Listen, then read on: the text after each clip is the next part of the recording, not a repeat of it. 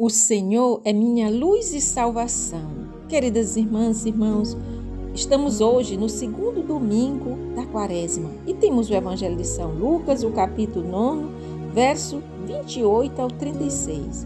Naquele tempo, Jesus levou consigo Pedro, João e Tiago e subiu a montanha para rezar. Enquanto rezava, seu rosto mudou de aparência e sua roupa ficou muito branca e brilhante. Eis que 2 homens estavam conversando com Jesus. Era Moisés e Elias.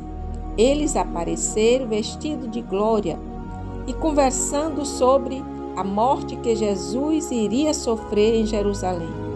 Pedro e os companheiros estavam com muito sono. Ao despertar, viram a glória de Jesus e os 2 homens que estavam com ele.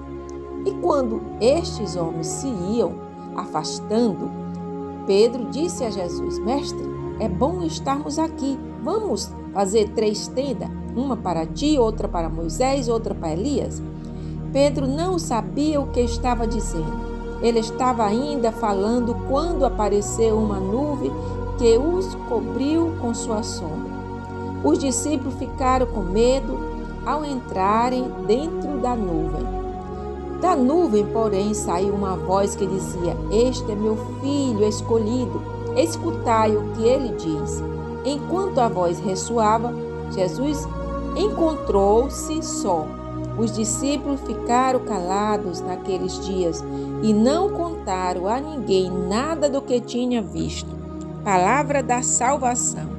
Glória a vós, Senhor, que as palavras do Santo Evangelho perdoem os nossos pecados. Louvor a vós, ó Cristo. Queridas irmãs e irmãos, neste segundo domingo, nós temos a transfiguração, do Senhor Jesus. E somos convidados a nos transfigurar também com Jesus, porque é um momento, essa transfiguração revela um momento de luz, de revelação em meio ao caminho da cruz, também da qual Jesus iria passar. Diante da missão, do sofrimento que estava próximo de Jesus acontecer. E os discípulos, Pedro, Tiago, João, vão contemplar esse momento de glória. A transfiguração é um chamado à esperança. Muitas vezes nossos caminhos de fé é marcado por desafio, por dores, por incerteza. Como os discípulos estavam assustados, confusos sobre o que estava acontecendo com Jesus, também nós, diante das dificuldades da vida, podemos nos sentir inseguras. Mas Deus nos dá os sinais de sua presença e nos convida a olhar para além das dificuldades, daquele momento presente. Hoje muitas pessoas vivem sem esperança diante das crises, que nós vivemos, econômica, ambiental, São muitas as crises políticas. E aí, às vezes, a gente até desanima. Mas a transfiguração nos ensina que mesmo em situação mais difícil, Deus nos conduz à sua luz. A revelação de Jesus sendo glorificado aí, por esta luz, lembra que o sofrimento da cruz não tem a palavra final.